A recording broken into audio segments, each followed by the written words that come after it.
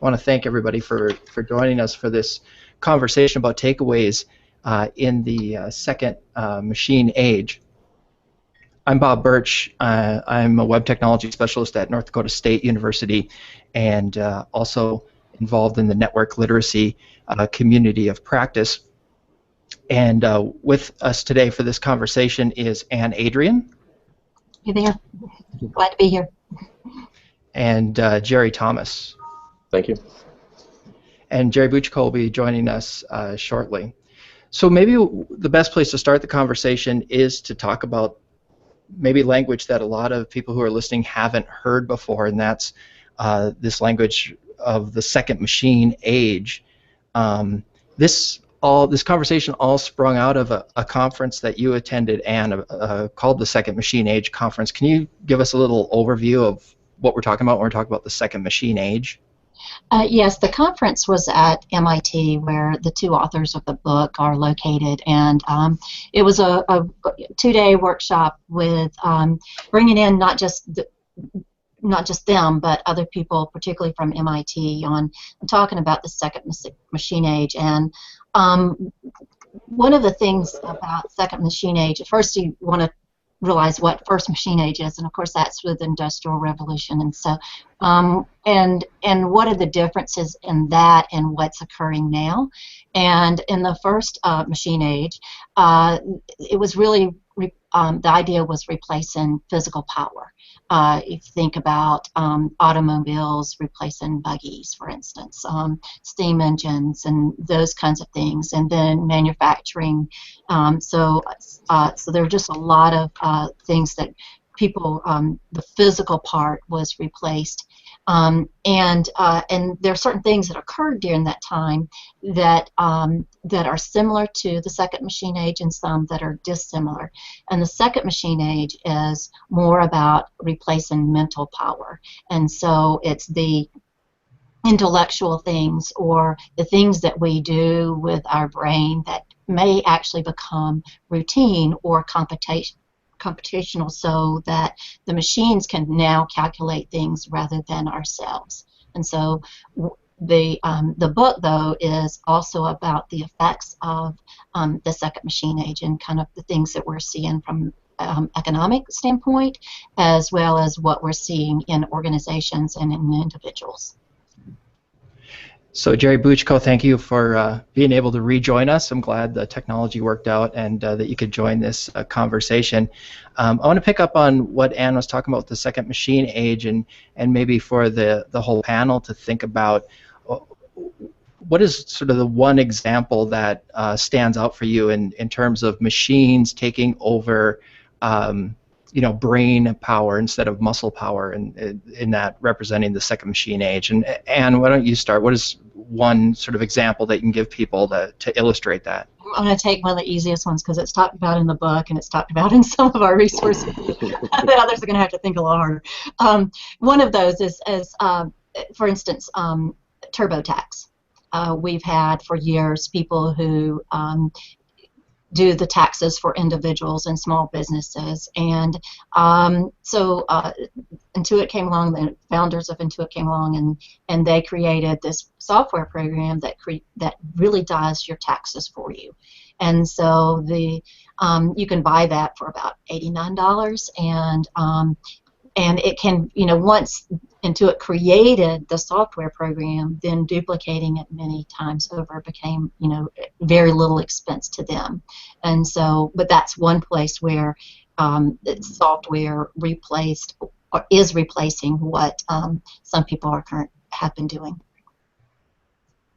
I guess one example I can speak to that I see as an evolving trend right now, and for those that work in kind of the managerial jobs, one of the things I think that's been happening across industries is use of the technology to begin to track metrics within an operation. And certainly in the private sector, I think a lot of businesses have been for a long time kind of focused on metrics monitoring. Well, now you can automate a great deal of these things now, and that's been going on for a little while.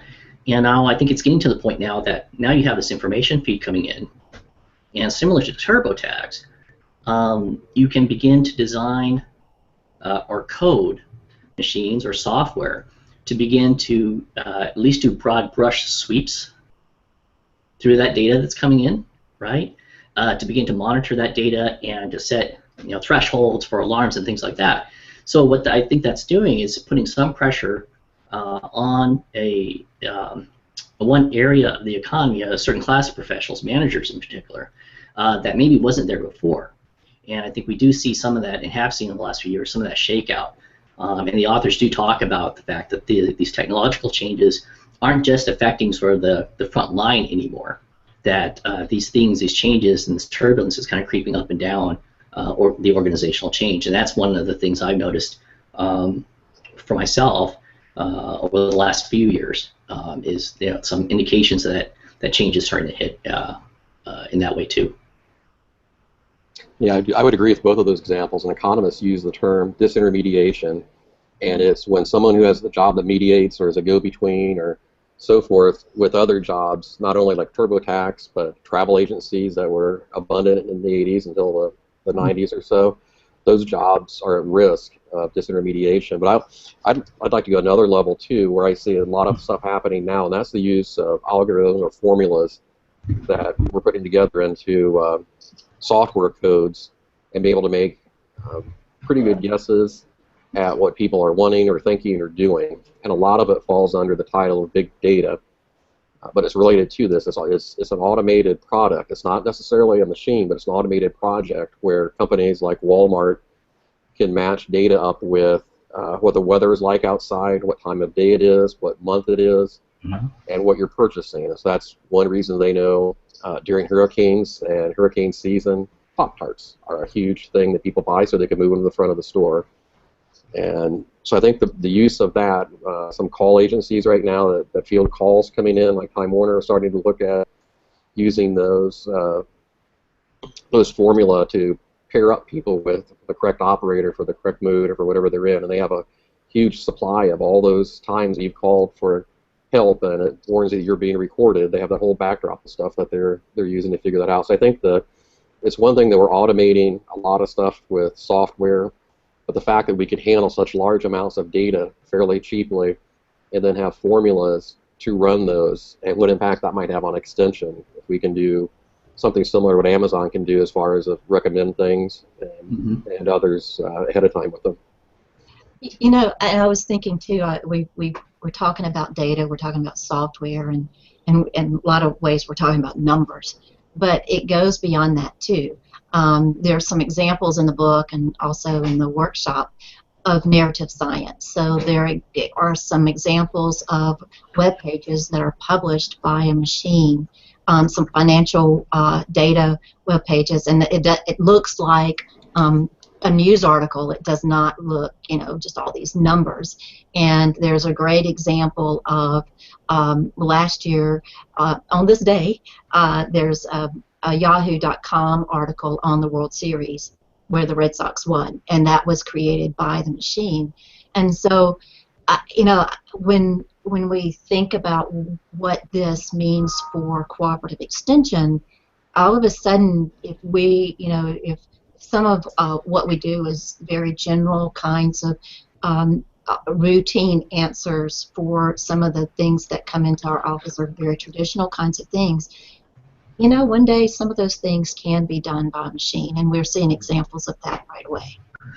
I love that example, because I think that it's in that sort of writing sports articles, for example, what it tells me is that the software, the machine, the software has gotten to the point where it's sophisticated enough to do what I consider basic paraphrasing, right? So it's not creating any content in the way that we think of, well, I have this idea, I'm going to put it down on paper and develop it. It's not creation that way. What it's doing is grabbing stuff that's been created and bringing it together, right? Using algorithms and certain formulas and approaches to take that information, use certain grammar rules, lay it out in a pre-described way that makes it, oh, this is an article. But it's essentially what I consider paraphrasing is what I would be doing, thinking about what I was doing. So I think that's showing that more and more that's going to happen, and there's going to be less and less room or opportunity for people to engage sort of gainfully in that kind of work. But what it's not able to do yet is synthesize as much, right? And so I'm sure we're going to talk about this more, but there's that opportunity then, kind of looking ahead. Well, what sort of jobs or what sort of work will be left, if these trends continue to accelerate. Jerry, I think that's a really good question, and it's something that the authors do a good job in the book, but they really, I thought, hit more on that in the workshop, is that, they're not necessarily all about everything's going to be automated or all routine tasks, so they seem to be realistic about those kinds of tasks that will not be automated right away. And so some of the tasks being automated are really in that middle tier economic area, income area, but some of the lower income area or some of the physical tasks will not be automated anytime soon, such as hair salon, services, mechanics, and welding, electrician. So those kinds of skills are still going to be needed because the robots and the automation just really can't be programmed to do that kind of work. So those kinds of things, the physical type things like that, will remain for quite a while. But then then on the mental side, what kinds of things are not, won't be automated. And it's like what you said, is we're curating things into context and taking something very complex and I hate to use the word making sense of it, but sifting through things that really the machine can't quite do that yet. Right. They talk about 3 key traits or skills in the book that humans have over machines still right now, and the first one's imagination, being able to see things that don't exist. And they spend a lot of time talking about recombinant innovation, and that's taking existing stuff, the tools that exist out there, and applying them in new ways to create something new, which we might be able to do with our programming and finding different ways of doing that and sharing it. They also talk about ideation, creating ideas, idea generation, which goes along with sort of the imagination and ideations kind of together as sort of innovation. And then what we'll just discuss, I think, is large frame pattern recognition, seeing all these pieces out there and trying to figure out how to put together. They call that large frame pattern recognition. But what's interesting to me is they think humans will excel at that and still have the upper leg with robots. But what was interesting to me is that part of the books they talked about towards the latter part, preparing humans to start working in environments where there are robots. And if you're a factory worker right now at a large automotive plant or somewhere else, that's a day-to-day occurrence. If you go to the factories now compared to when I worked at a GM plant in the mid-'80s, everything is now automated. It's extremely clean compared to before. It was fairly dirty. And there's people interacting and doing that work. And so it's only a matter of time before it moves out of manufacturing into service and educational enterprises as well. And how are we prepared? There's a quote in there from Kevin Kelly, who used to be the editor of Wired magazine. It says you'll be paid in the future for how well you work with robots. And so they're thinking ahead that it's already happening. It's happening in agriculture to a great extent if you're in farming as well. So, well, go ahead, Jerry. Well, I was going to say, the authors both really highlight this fundamental. It kind of shine a light on this, and when you mention agriculture too, they take this historical perspective. When we're talking about the first machine age, and they look at agriculture in particular, where at one point, the vast majority of folks were involved directly or very closely, very nearly directly with agriculture, with farming at one point in this country. Well, industrialization came along, and now that's somewhere, I think they quoted like somewhere around 2% of people, right? So we still had increased productivity over that time. We're still producing enough food, but you don't need 80% of the people to be engaged in that anymore for that output.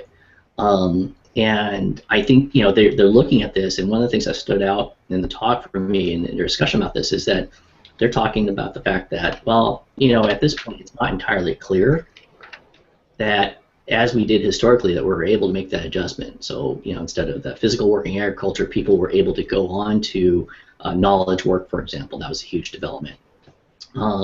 But they were talking about the fact that, well, that part of that same dynamic that we're talking about here, which is, okay, well, we're going to need still people to do some of the work, but we may need fewer people, right? Because we'll have the folks sort of monitoring machines and making sure everything's going right and designing things in engineering.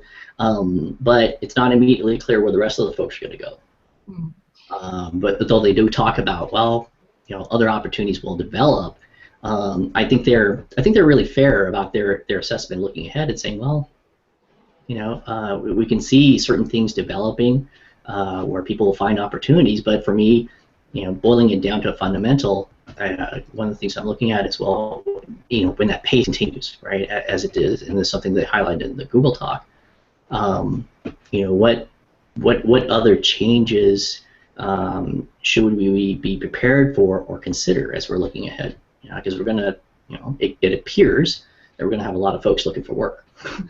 I want to interrupt for just a second here before we continue our conversation and mention that when we're talking about the authors or saying they, it's Erik Brynjolfsson and Andrew McAfee who wrote the Second Machine Age book, and that is linked on the Learn event on extension.org/learn if you want to find those resources. I also want to remind you that if you want to take part in the conversation, please use the questions app on the right-hand side of your screen. Post your questions there, and our panel will be happy to talk about that. I think, Anne, you were going to pick up a little bit on Jerry's point about, I know that the authors have said in the Google Talk video that Jerry mentioned, that we're talking about a pretty big percentage of the workforce here when we're talking about the sort of knowledge workers, not necessarily low to mid-level knowledge workers even, but maybe even people like doctors as diagnosticians who might be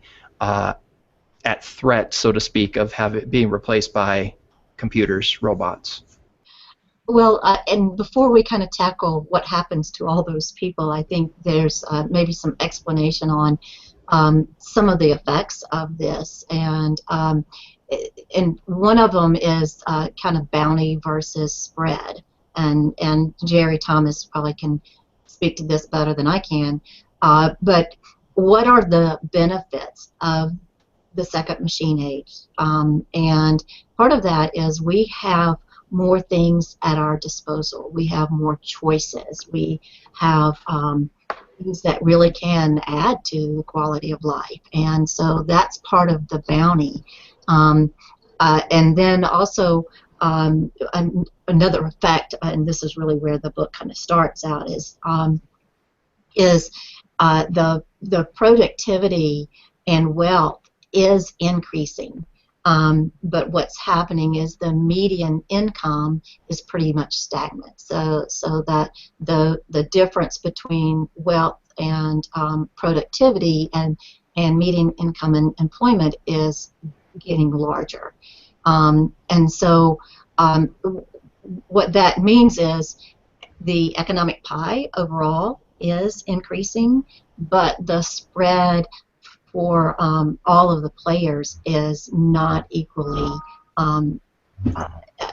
distributed. So one of the effects too is this idea that superstars are going to come about, and there are many examples. If you look at co-founders of LinkedIn, the people who created TurboTax, when you look at what they're worth among many, all of the rest of us, they've become superstars. So that's part of, I think that we have to understand when we hear some of these things in our economy today, what those effects are. And so I just want to speak to that first, and then I think we can talk about where these other folks are going to go. I didn't know if Jerry Thomas had anything else to add on that.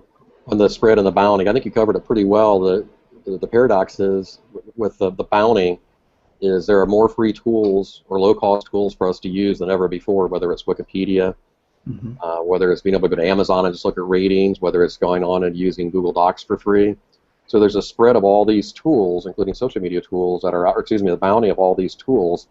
But the irony is the spread between haves and have-not continues to increase. And what I read in with the authors is they don't expect that to end anytime soon, particularly with the Ann's idea of superstars, is they're going to have a lot of income growth among a small portion of the population, and either stagnant or slowly growth with the rest. And it could have interesting changes, especially as Jerry mentioned at the very beginning. If some of these automations start impacting what would have been traditionally middle-class type jobs, service or knowledge worker jobs, could have even more ramifications. Yeah, and so where do these folks go? I think, and I can't remember if it's in this book or I was reading some other resource that that I think from an employment standpoint, we will see more people not stay with big companies, that we'll have more people working for small entrepreneurial type jobs or organizations. And so either they themselves become entrepreneurs or they're one of very few with an organization. When I was at the conference, I met a fella who owns a biotech firm that owns several other biotech firms, and he was saying, you know, he mentioned that the number of biotech firms in that Boston area was somewhere around 400, but the average number of employees for each one of those firms is 5. And so that changes what some of us I have really thought about as far as employment, that we're going to stay with the same company for a long time. It's good to be with a large company. And so when that paradigm changes, then I think that Cooperative Extension also has some opportunities to help individuals in working with smaller organizations or actually becoming entrepreneurs. And we do some of that, but maybe the landscape looks different than some of our traditional programs that have worked in those areas. Yeah, I think Brynjolfsson and McAfee both do a really good job of trying to present a really balanced picture, and that's one of the things that I've really appreciated about the message that they put across. That, you know, they come out and basically say up front, you know, we're not necessarily techno-utopians that believe that, you know, the technology is destiny and destiny is good. You know, they acknowledge that, you know, some of these changes that are bringing about are going to be very disruptive and you know, troublesome, or can be. But they also acknowledge, what I love in that message, that the technology is not destiny, is that they also, you know, heavily emphasize the fact that, look, these are tools. These are tools that are being placed in our hands, and we have influence over those tools. So as we look ahead and we acknowledge that, well, these are the changes that seem to be coming along. You know, one of the encouraging messages I think they put out that I heard was that, you know, that the dystopian future that, you know, sometimes comes to mind when we're thinking about people, you know, masses of people out of work because of machines.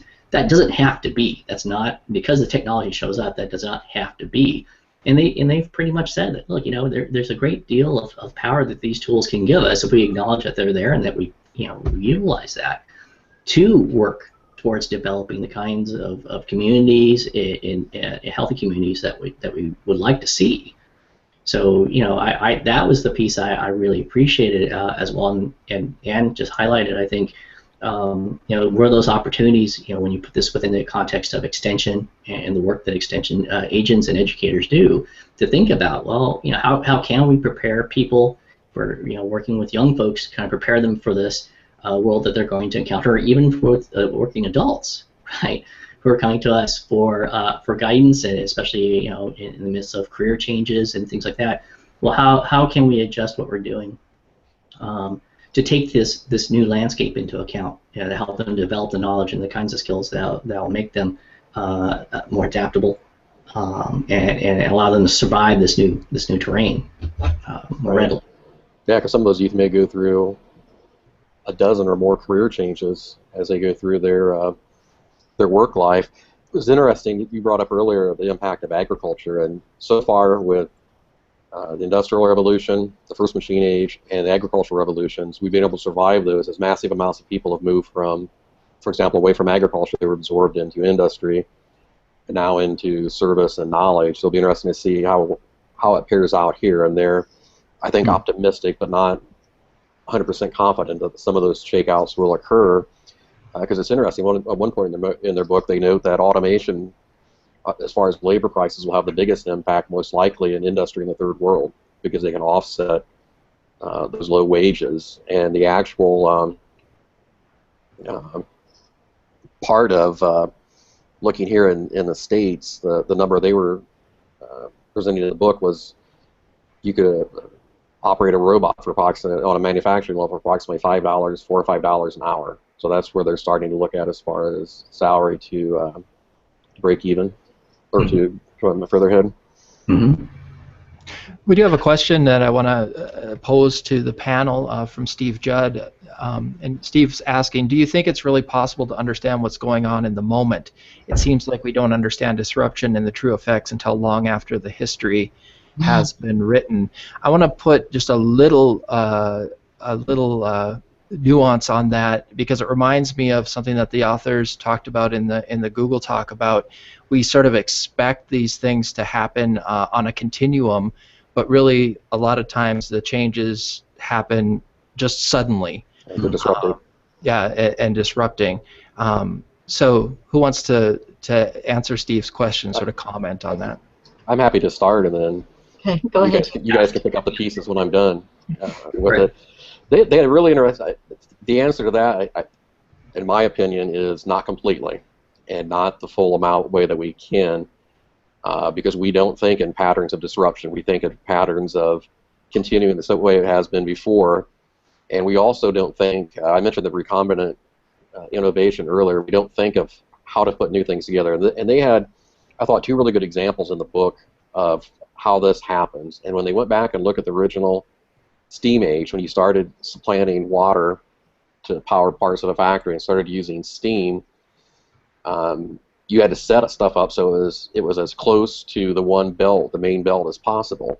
Well, then when we switched to electricity in the late 1800s to early 1900s, we still kept building factories that way, so they would be multi-floors all over the same spot, so they could use that generation.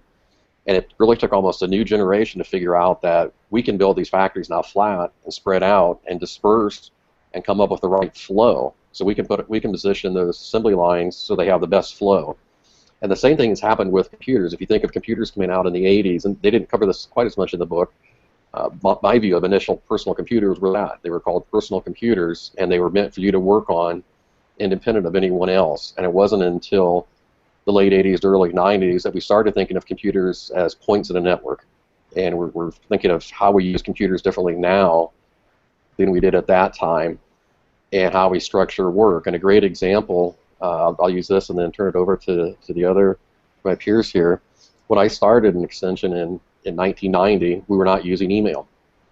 We were having folks with the big yellow legal pads writing out long letters, giving them to a support staff person that was very clearly clerical.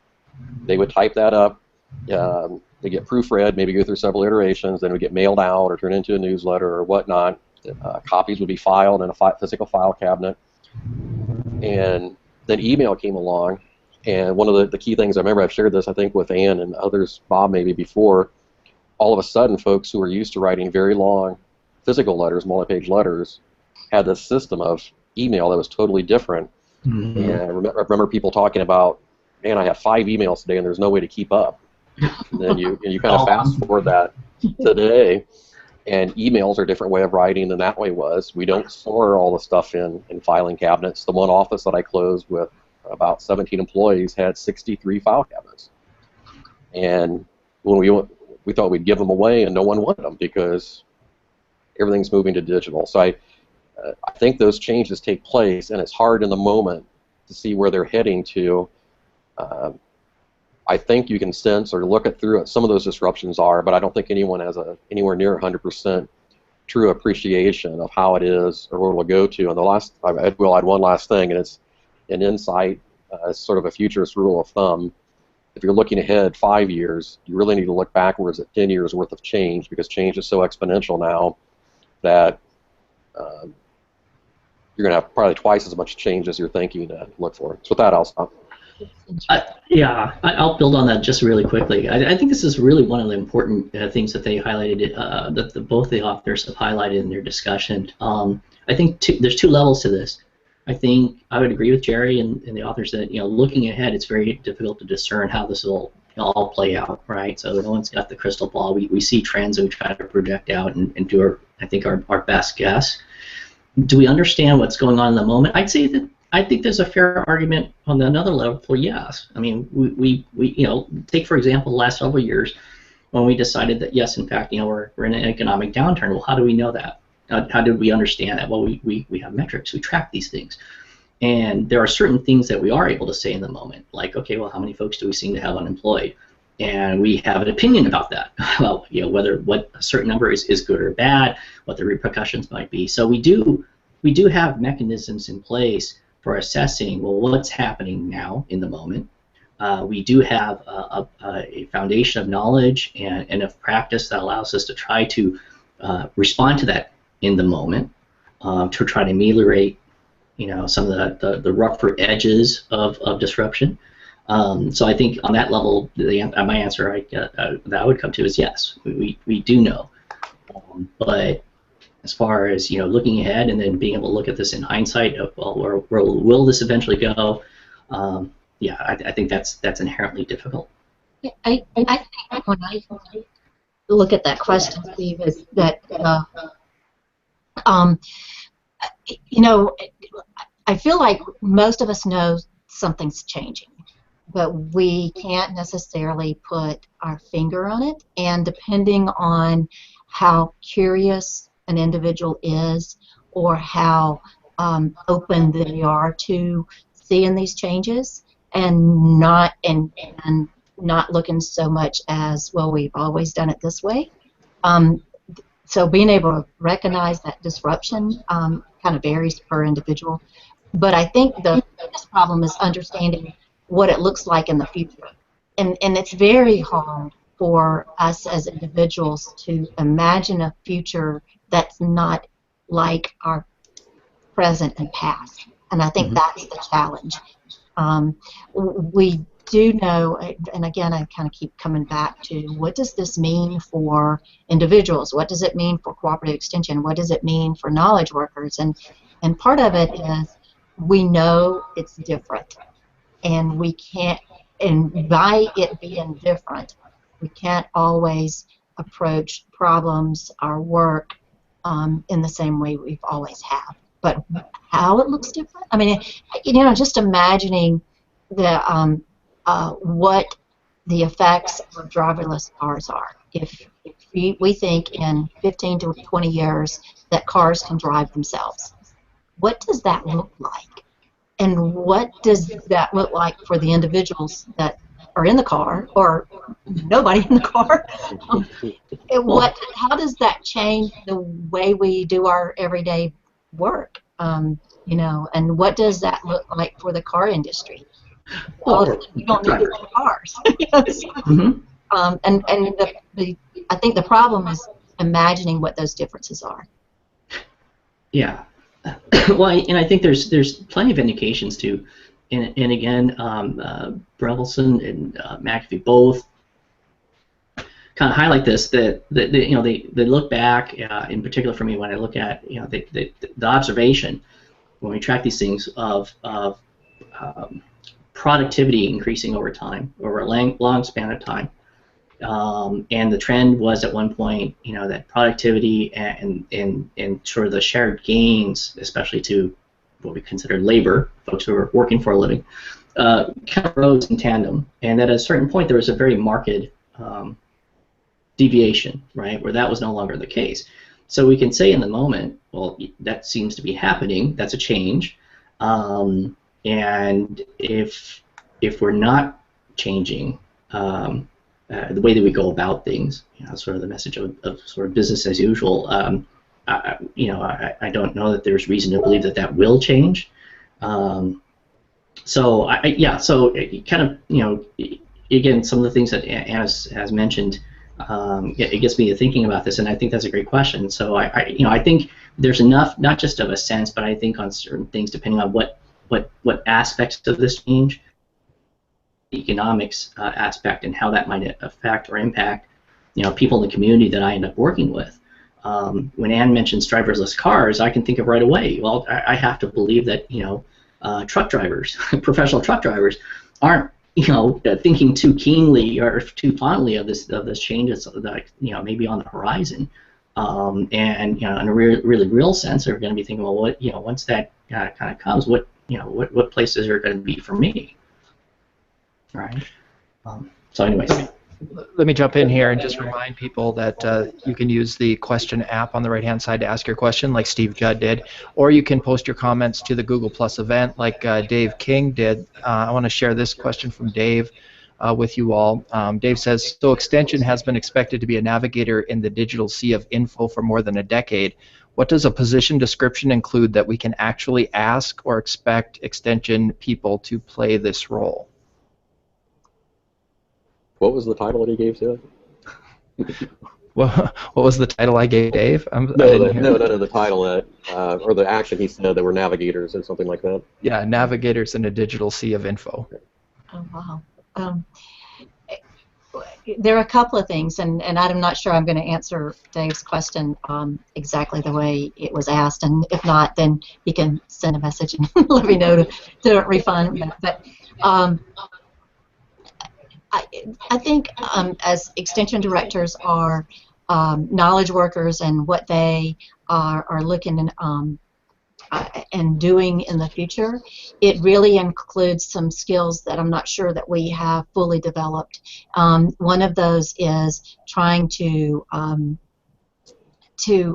be able to take on all of this information. One of the examples, and I don't remember it in this book, but maybe it was in the Race Against the Machine, the author's book prior to this one, is really the replacement of some of the legal professionals. And so in the past, you have legal professionals who are going and finding all of these cases that might be related to their own, and then they kind of sift through those and use that as they prepare for the legal case. And now all that is now automated, or can be automated, and what's coming back is a lot more information than you might have gotten before.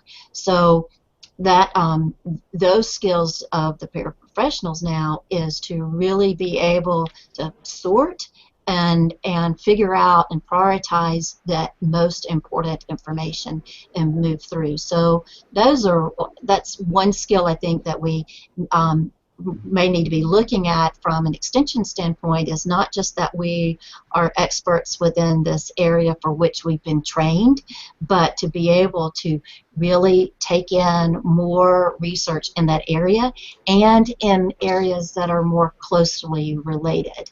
And so, and being able to sort through that and make sense of it. So that's one skill. The other thing I think is that we are going to have to be more innovative and creative than we've been in the past. And so how do we train our own people to think more innovative within the structures of the university systems and some very slow-moving organizations? Jerry, you want to take a stab at it? Which Jerry? Jerry T.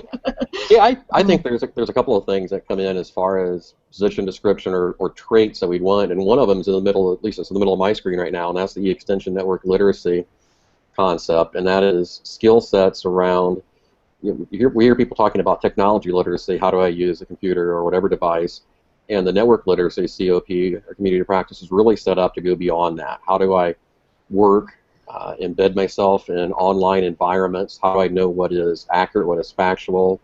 How do I do better networking and learning, co-learning from my peers? Those are all key talents, I think, that I would put under the title of network literacy that I think are pretty important right now. And a couple others, I guess I would put on the table is I think you're going to see an increase in folks, both with liberal arts or other varied degrees, who can do some of what Han talked about. They've had exposure to different fields, different ways of thinking, different disciplines, and there's already some indication that some of those folks, even though they may not come from a technology background, are good at some of that large pattern recognition and other things as well. And then the two others I would say, kind of going along with innovation, is being able to deal with complexity. And I thought of this on our earlier question. One of the tools that I've been exposed to, I know Ann has as well, is from a company called Cognitive Edge, and it's called a Knefin framework for looking at leadership. And we can put that in the link somewhere. It's CYNEFIN, I believe. And it's basically a way of looking at the world or looking at issues and determining if they're basic issues or if they're more complex, and then how you approach them. Because I think our approach in a digital age is going to be different. We're not going to be able to use the same tools that we used before to solve problems. And that would lead to the other trait for as we're going to be navigators, is we have to be much better at understanding what digital and online learning engagement are like, and those skills to work with them. Well, just to add a little bit to that, I think one of the implications in what Ann and Jerry have both put forward is that I think there's going to be a skill need for being able to reach across different kinds of boundaries. So this notion that I'm not just sitting sort of in my own little specialty field trying to keep up, but that I am able to, that I'm aware of and see the value and able to execute, kind of crossing that boundary, overlapping with other professionals, being able to integrate their perspective, working together, and for me that kind of implies kind of changing of practices as a professional, my way of thinking about what it means to be a professional in my field, and broadening that out and being able to figure out, well then, in terms of my practice, how do I go out there and get access successfully to these other types of perspectives that I can use to innovate, right? So I'm not just listening to other folks who are like me, closely related to my field, and we're learning together, but we're also kind of branching out a little bit. And I think that's going to be also an essential skill set, for folks in the extension and broadly, going forward. We have another question from the audience here from Douglas Clement. Extension's strength has always been to find early adopters to try new practices. Are we comfortable where Extension is nationwide in understanding the shift to be able to help others with the shift? Do we have the tools to move forward? I think, Jerry Thomas, that was maybe something that you were typing in our Google Doc as we were preparing about this, about moving forward. So I'm gonna let you talk about that first. Yeah, I'm a little bit hesitant that I think there's early adopters out there. I think one of the issues we have, going back to the last question and Dave King's question, I think Dave, with some of the research that Jeff Hino and Terry Meisenbaugh and others did in Oregon, was we tend to hire people like us. And there's a fair amount of early adopters, I would think, of people like Paul Hill internally and Jamie Sager and others who I think are gaining traction. But I'm not sure we as a system recognize some of the changes we're talking about here and some of how far we've already changed in relation to social media and how we work differently. So nationwide, I would personally see us as not being on the edge of that. I think we have early adopters internally that are doing that, and I think they are connecting with other early adopters outside of Extension and finding connections. And what's good about today is the tools we're talking about, particularly social media and tools like collaborative tools like Google Docs, gives them the opportunity to join together and find each other out, where 5 or 10 years ago that may not have happened. They might have just felt isolated, not being able to move ahead, and those kind of things. So I think we're behind. I think that we have the chance to catch up. One of the key things is, with change being so rapid, you can leapfrog and catch up with certain things.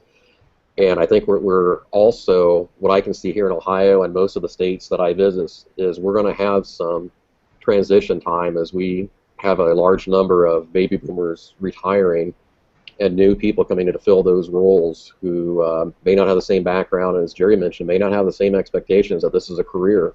They may be looking for 4 or 5 years, so forth. A lot of our new hires here don't seem to be folks who I would think are, in the past, signed up and they were going to be there for 30 years as an agricultural agent or whatnot. So I think those those are things that will start to shake us and move us ahead with that. I think we have the ability to do that. I think there's certain things happening with e-extension, with like the network literacy COP that could really help us over the next couple of years if we give it a fair shot. I'm going to tackle that question a little bit differently because as I read it, I'm not quite sure who, Douglas, if you're referring to early adopters within our organization or early adopters that we can recruit as early adopters in the communities. And so, and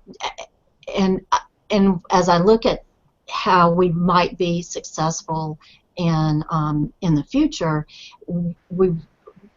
I think we have to look at things differently than we've done before. In one of the presentations in the workshop, and those links are in that Learn event, there is the idea of anti-disciplinary. Like we've talked about cross-disciplinary forever. I mean, we've given lip service to it, but really, what the idea is that we are involving and very collaborative in using a lot of different people with very diverse skills. And so if we're looking at solving complex problems, then or designing something innovative, then we need to be thinking about, okay, can we bring in the scientists? Because we have the scientists, we have that relationship with researchers, but then the engineer to actually kind of put things together, and a designer and an artist, as artists and designers actually have two different kind of roles. And so if we're putting something together, maybe we need to really think about who those people are. And so if we may be looking at those innovators within our system, but this would be a great opportunity to connect with innovators in the rest of the world to help us move forward. So we have another question from the audience, and it comes in a couple of parts here, from Sylvia Hacker. And Sylvia says, as an extension volunteer, I find there is a great reluctance from extension professionals in accepting new practices, especially using social media as a form of outreach. Do you have any suggestions for those of us in the trenches on how to overcome this? I've been talking about that for quite a while, Sylvia.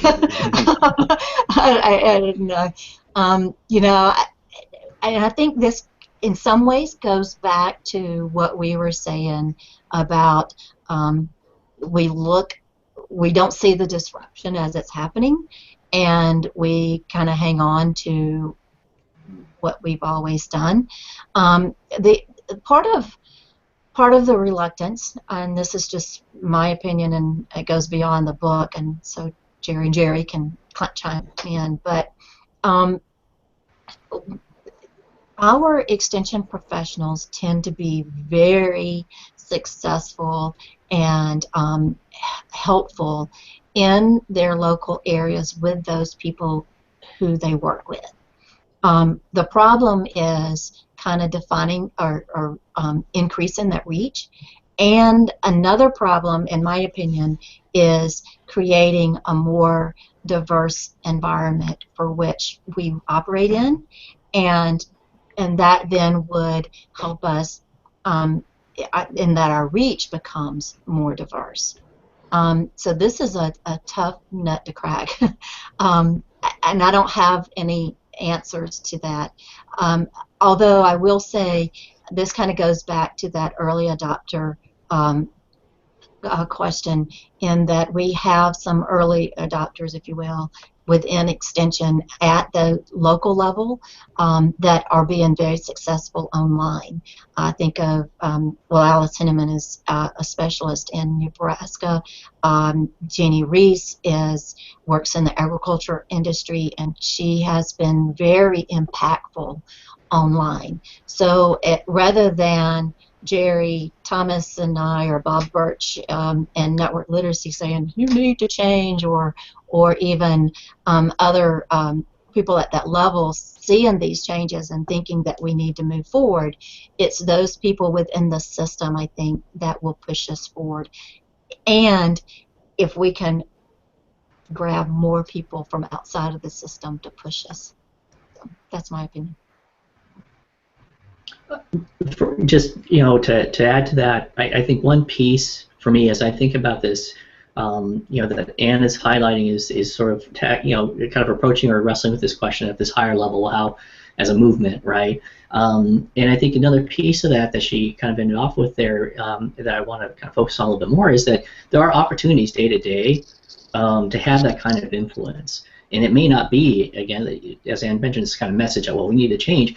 It is simply kind of taking advantage of the sort of the natural way that people tend to learn when no one's looking at them, and that is, kind of show and tell, right? So you, as an early adopter or someone who's kind of getting this stuff and is kind of benefiting from these changes and benefiting from the information feed and the knowledge sharing, you have an opportunity, day to day, you have these opportunities to share some of that goodness, to spread some of that around and just say, oh, look, did you read this article by so-and-so, and here's some really great ideas. I kind of think we can, adapt some of these for our own work, and here's where I got it.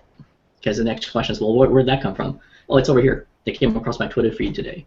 So it's, for me, that's been one way for me to kind of introduce these things sort of naturally to people, and it's kind of finding an entry point using the kind of the things that are most relevant to them in their day-to-day lives. Either personal interest, professional interest, and starting with that first, and then having that, sort of the question then follows, so where did that come from? Where, I want more of that kind of stuff, right? Well, it's over here. Let me show you how to get to it. So that might be a piece. So I want to share another listener question here from Steve Judd. Steve says, we work within an academic culture which places high value on expertise, specialization, and an often old or slow research base. How do we move forward in an uncertain world? I'm not sure we're wired well to move forward in a uncertain world completely. To me, one of the starting points, at least on the academic side, is with reward and promotions and where they're at, because where they're aligned with is what people end up doing, and they are still aligned overwhelmingly towards non-digital type activities compared to the other way around. And as we do that, the other part of it with an academic culture is trusting others with expertise and trusting our folks to get it right the majority of the time and realize they're going to make mistakes if they're doing blog posts or Twitter posts or whatnot. But I think over time it's going to happen, but it's not there yet. There's going to be much better alignment to how many people read a peer-reviewed article that may or may not be online versus how many people get better expertise from a blog posting or so forth, and how you tie all those value points together as well. Plus, if we're going to be successful online, it's really clear that, particularly for academic specialists, that they need to learn how to write in a non-academic manner, or else you're just not found on Google. And I look at that question, I think, oh, what an opportunity for cooperative extension to move faster than the rest of the academic world. Particularly though, those that we work mostly with, cooperative extension has an opportunity to do these things and be different, more so than the very traditional researchers within land-grant universities. So it's not easy, and depending on the university and the promotion and tenure pieces that are in place, it's not an easy thing to do. But we really have an opportunity, we have more of an ability to move that forward than the rest of the university. Well, in taking that as an advantage, I mean, understanding if this is if you're looking at this as this is an aspect of the character of the institution and the folks that of the culture that we're working with, and I would say, well, acknowledge that, and then adjust approach. So maybe a piece of the answer is, well, what about taking a look at and emphasizing and sharing the applied research in innovation, right? In learning, in these kinds of things. So appeal to what's really core and fundamental to the identity of the culture, because there's plenty of that out there. And that might be, again, a way to to get an entry point, at least to open up the conversation and to kind of, make some of this stuff seen and be accepted as a bit more valid, right, as relevant, and something that could be useful in sort of evolving the work and the craft of what folks are doing within the institution. Right. That might be something at a national level, whether it's the extension or someone else, could help with, because most of the people on a promotion and tenure committee are going to be more senior faculty. They're going to need to be encouraged, or at least see justification in adding more of the digital to that. So I think that might be something we could do on a national, rather than relying states, or look at states that have done that successfully. As we're coming to the end of our hour here, we do have one more question from our audience that I'd like our panel to address before we wrap things up. And from Dave King again, do we need a new program area? I wonder if we could ever evolve to the point that Extension has the responsibility for promoting technology adoption the same way we did for technology of the 30s, like electric lights. I mean, honestly, I thought back in 1995 we should have had, and back then I don't know that we called it information technology, but I thought we should have had a computer technology program area. So, but now I think, I mean, is there a need for a new program area? Possibly, but I'm wondering if it's a new approach to some of the things that we tackle. I don't know. We now have extension programs in organic farming. We have extension programs in very traditional agriculture production. We have personal finance program areas. So, is there another opportunity to really work within those existing program areas, but do things differently? So I don't know. There's some opportunities there. Yeah, I think some of the pilot we have here in Ohio with the technology specialists who are doing that now, they're doing it primarily internally first versus externally. It looks like Dave's question is how we looks more external to me.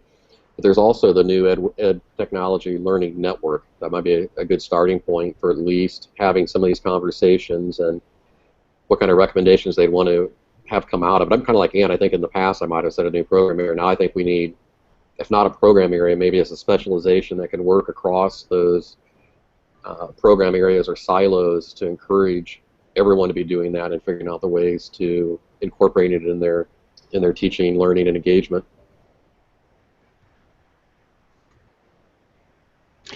So, as I hear the bells outside my window, it tells me it's 3 o'clock, and we should probably wrap up this conversation. The title of this presentation is called Takeaways from the Second Machine Conference, and what I'd like you to do is to share your takeaway. Like, what do you want viewers of this conversation, or cooperative extension professionals, or knowledge workers in general, to take away from some of the thoughts that have been shared today? And Jerry Buchko, I'm going to start with you. Okay. Yeah, as I'm thinking about in particular the folks that I'm working with within Extension and the educators I know who are out there doing their thing, I think there's a few for me that I walk away with. First, there's the great opportunity to utilize these tools and to be aware of the changes and to utilize the opportunity for the changes to work towards the kinds of communities, the healthy communities that we want to see, both locally and on a broader level. So there, along with the changes comes this great opportunity that is ours to take hold of and run with if we choose.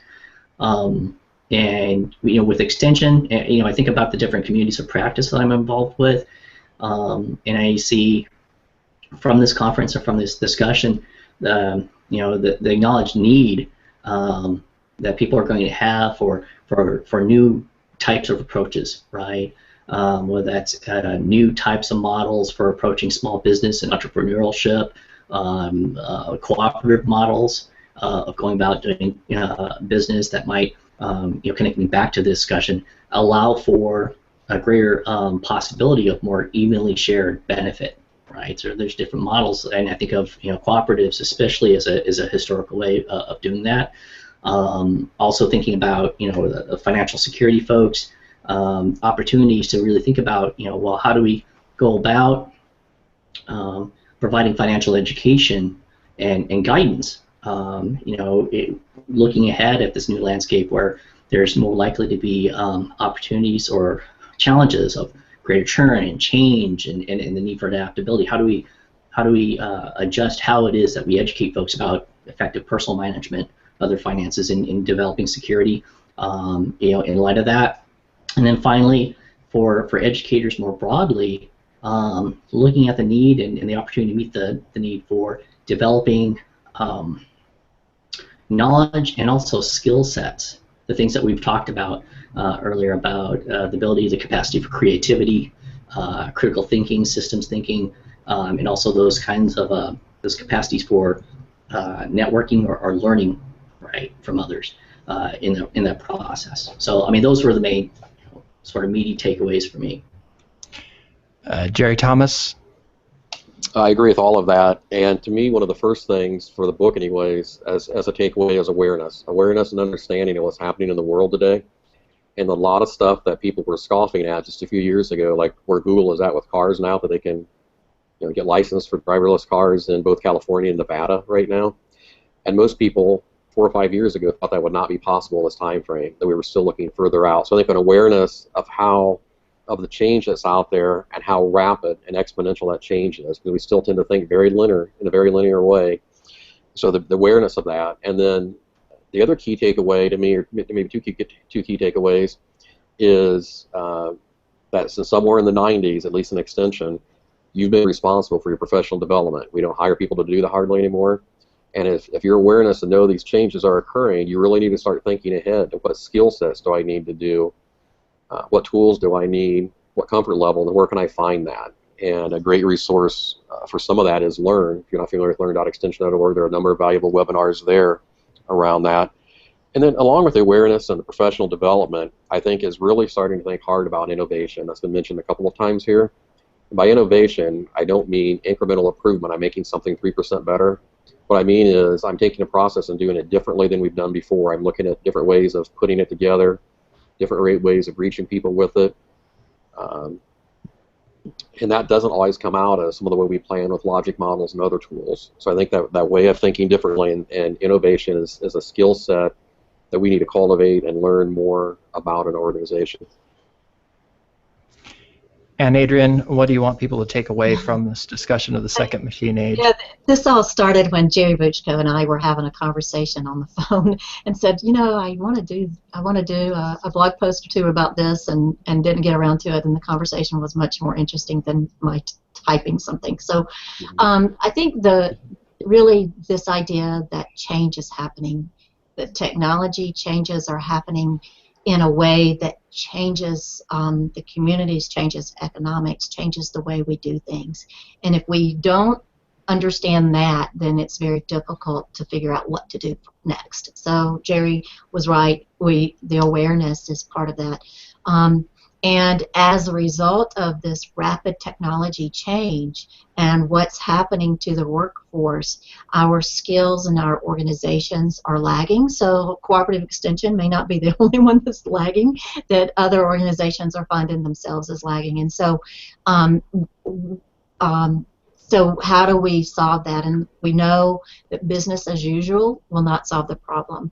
So the challenge, I think, is to start the conversation among ourselves and think about how we can embrace these changes and be a better organization by tackling them.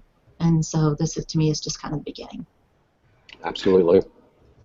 Well, thank you, our panelists, for a really critical conversation. I want to remind our viewers that you can find more resources about the second machine age at learn.extension.org/events/1764. That's the Learn event for this critical conversation.